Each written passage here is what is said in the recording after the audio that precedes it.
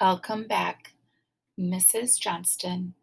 It is time for knowledge and social studies. Let's review what we have already learned. We learned Columbus was very happy because he thought he had reached the Indies in Asia. Columbus began exploring. He didn't find as much gold as he expected. Columbus did not find Asia or the Indies, but an entirely different continent and group of people.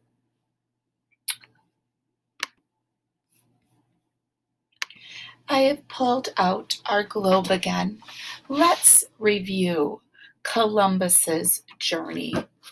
Columbus left Spain and he traveled west. And when he traveled west, he bumped into the North and South American continents. He thought he was in the Indies in Asia.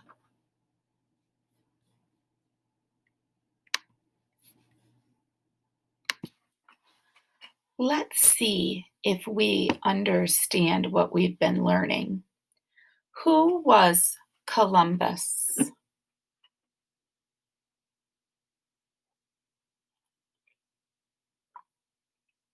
Columbus was an Italian explorer.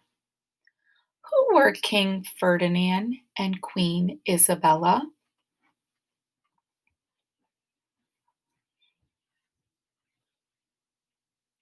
They were the rulers of Spain. What did they do for Columbus?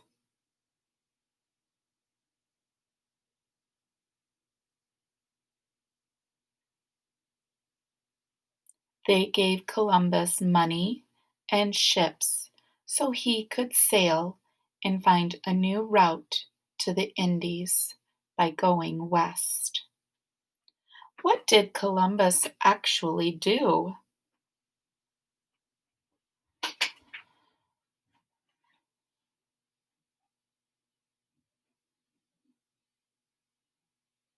Columbus sailed west and landed in the Americas, but he thought he had landed in the Indies. Columbus claimed the land he visited for Spain, collected gold and other treasures, and returned to Spain. What did King Ferdinand and Queen Isabella do when Columbus returned?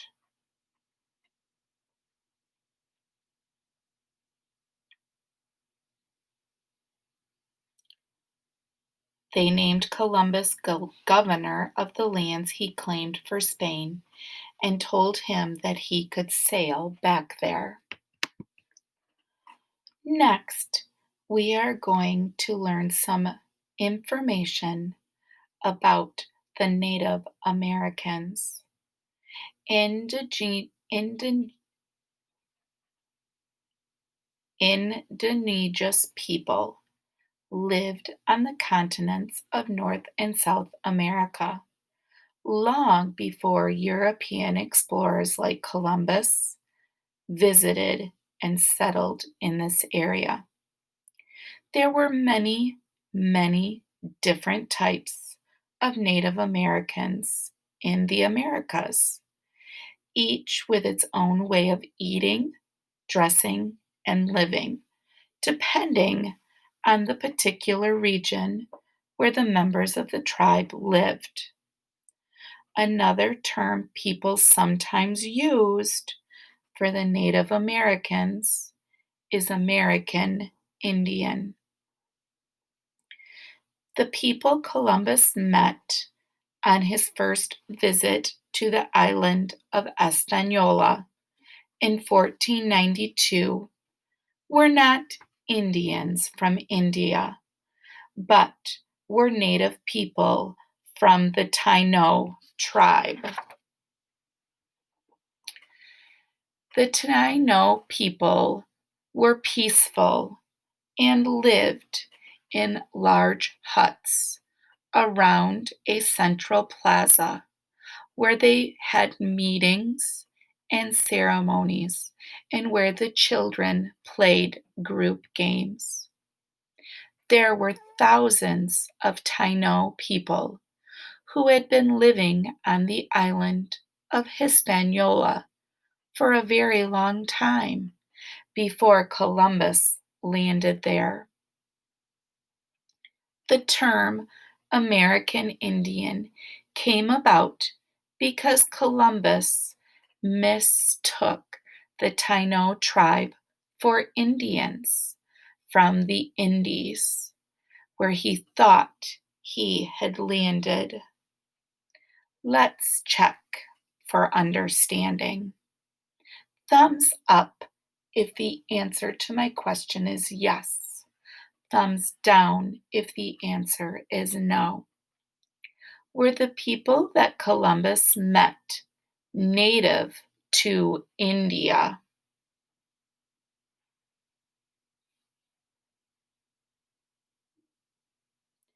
Did you give me thumbs down? The answer was no. Were the people that Columbus met native to Hispaniola?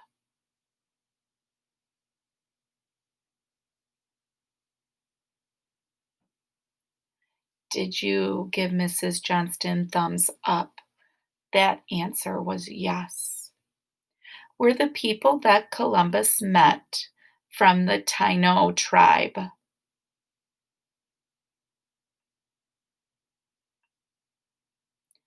Did you give me thumbs up? That answer was yes. Were the people that Columbus met new to the place where he landed?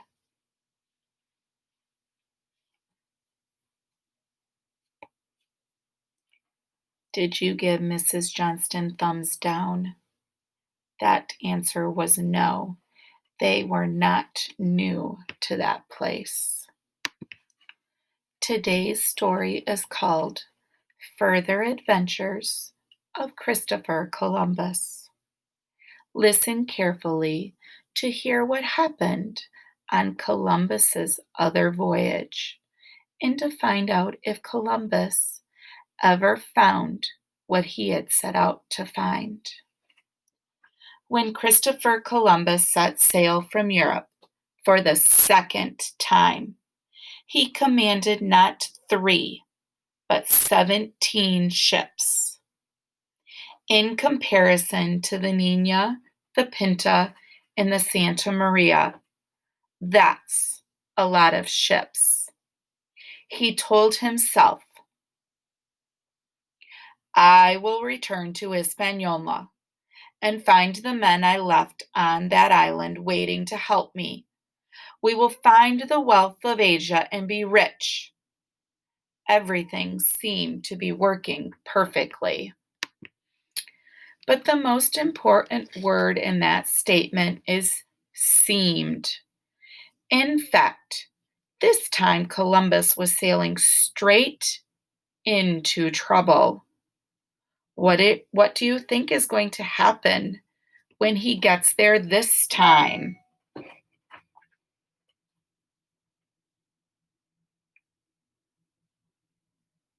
The Native Americans might not be so friendly. Maybe the people he left there are dead. Those were all great responses. Reaching Hispaniola, he found that the fort his men had assembled from the wooded planks of the Santa Maria was gone. There was no sign of the sailors he had left there either. Something was terribly wrong. Columbus spoke with a few of the native island people, whom he still insisted on calling Indians. He learned that while he was away, The Spanish crew had been unkind to the native people and had taken advantage of them.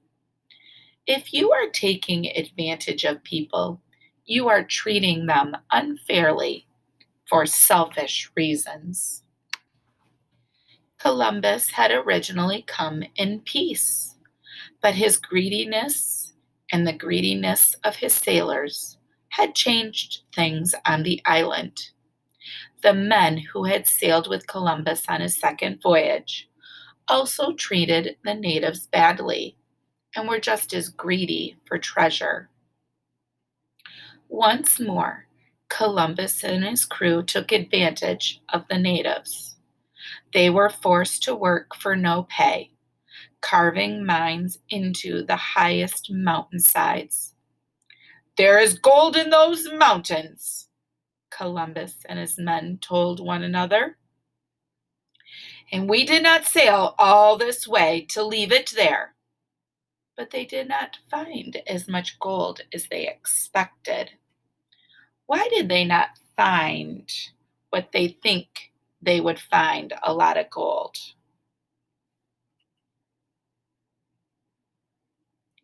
They thought they would find a lot of gold because they were in the Indies. When Columbus returned to Spain from this second voyage, the king and queen did not like the report he gave them. Isabella said, "We will let you sail a third time for us, but you had better find spices and more gold this time." On this third voyage, Columbus thought, "Surely this time I will find a city rich with gold and spices like those I have heard about." But all he saw were jungles. Why won't he find an Asian city? Did you respond with because he's not in the Indies or in an Asian continent?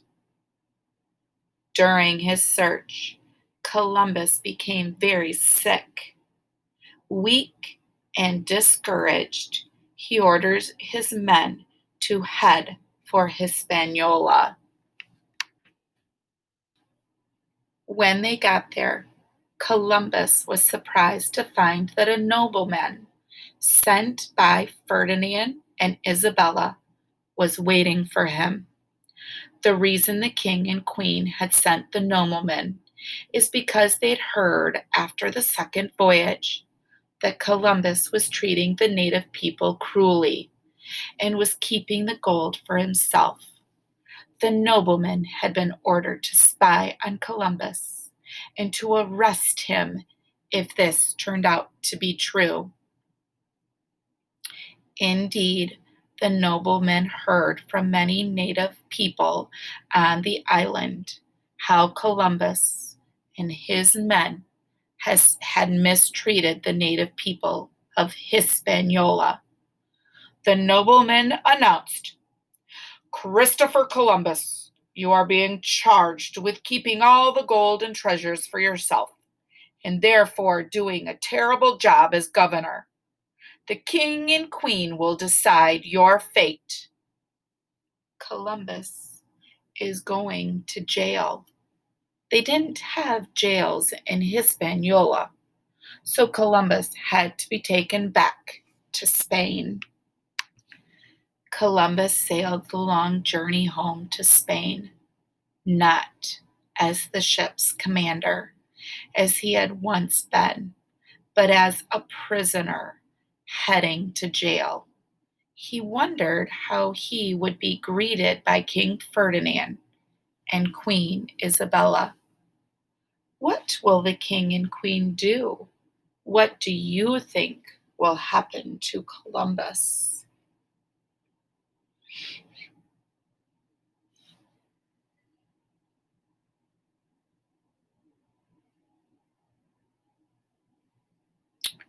Did you respond with, "The king and queen will not be very happy. They will not be so kind to Christopher Columbus"? They will put him in jail, or they might sentence him to death. At first, when Columbus arrived in Spain, he was thrown in jail. Later, when he appeared before the king and queen, they were shocked by the difference in the man they now saw before them. His hair had turned completely white. His body had grown bent and weak, and the man who had boldly stepped forward in the past now limped into their presence. King Ferdinand and Queen Isabella were ashamed.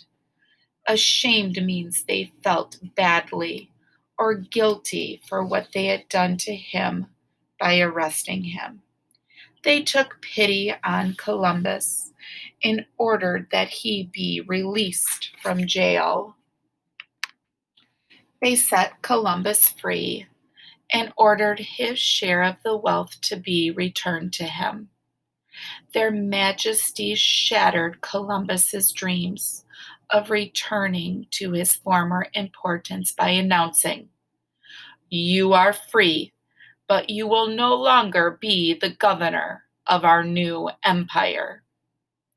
An empire is like a kingdom. It includes the people and places ruled by a person or country. All of the places that Columbus explored were lands that King Ferdinand and Queen Isabella now ruled, just as they ruled Spain. They put someone new in charge of Hispaniola and the lands beyond. The king and queen told Columbus, "We will give you one last chance to find the wealth of Asia." They gave him a few old ships that hardly seemed strong enough to make it out of the harbor onto the open sea. So Columbus took those rotting Spanish ships safely across the Atlantic. How many voyages had Columbus been on now?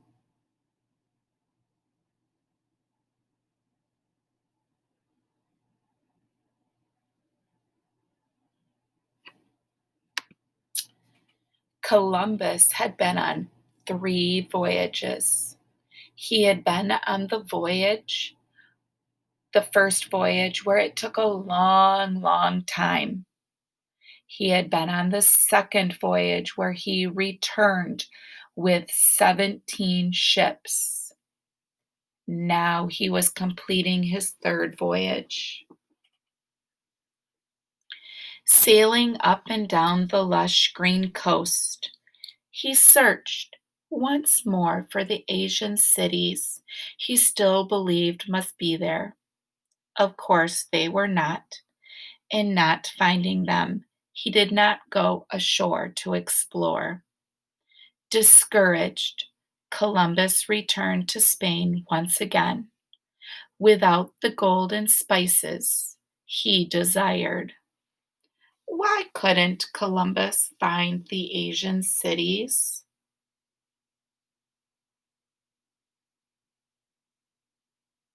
Because he had not reached Asia. Where was he really?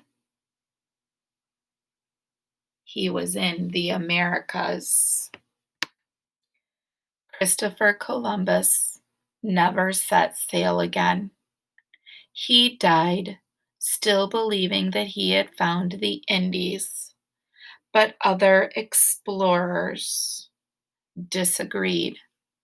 They realized that instead of Asia, Columbus had actually found a place that Europeans had never known about between Asia and Europe. Because they had never before known about this place, and it was new to them, they called it the New World. Remember how we had 2 continents, North and South America, covered with the blue part on the globe? Once other explorers figured out that they were there, They called these lands the New World. Later, the name was changed to America. Today, every ship in October, Americans remember Christopher Columbus's arrival in the Americas back in 1492. This day is called Columbus Day. Later, you will learn about a group of people called the Vikings who sailed to North America even before Christopher Columbus did. Historians, or people who study the people and events of the past from many countries, have researched and retold the story of Christopher Columbus many times over. It means different things to different people, but one thing we know for sure is that Columbus's mistake changed the world. What happened in October of 1492?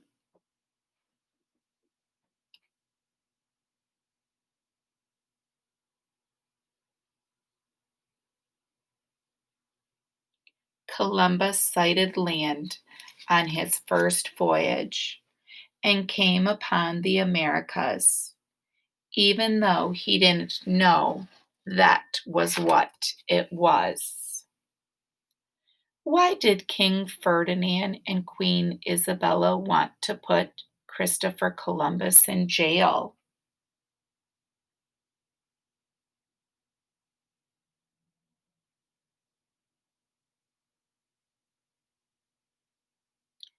King Ferdinand and Queen Isabella wanted to put Christopher Columbus in jail because he did not bring enough gold back to Spain for them, and because he and his crew mistreated the native people. How did Columbus and his crew mistreat the native people?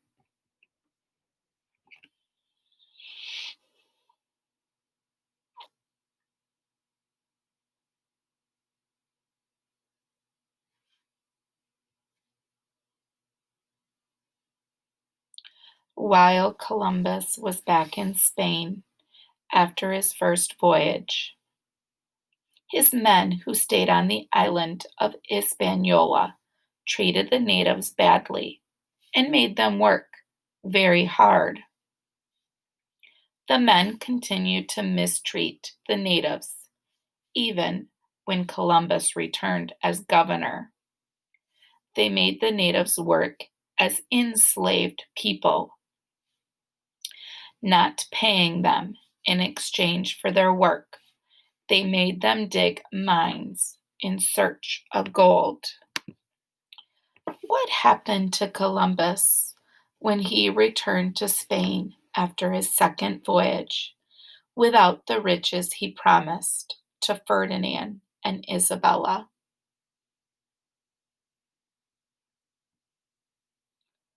The king and queen thought he was keeping the gold for himself and sent a nobleman to Hispaniola to spy on Columbus. Later, the king and queen had Columbus arrested and thrown in jail for not bringing enough gold or for the mistreatment of the natives. Did King Ferdinand and Queen Isabella free Columbus, and why?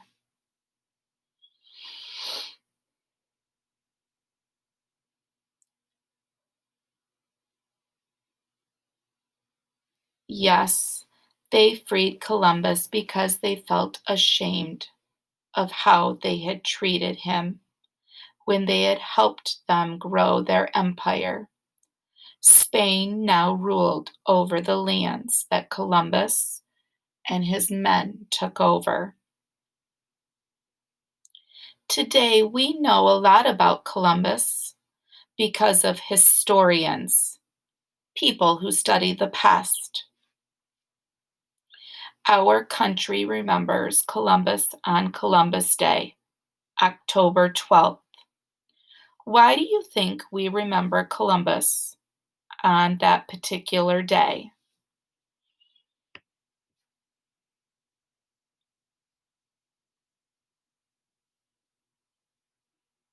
We remember Columbus on October 12th because that is the day in 1492 that Columbus sighted land on his first voyage and came upon the Americas, even though he didn't know that was what it was.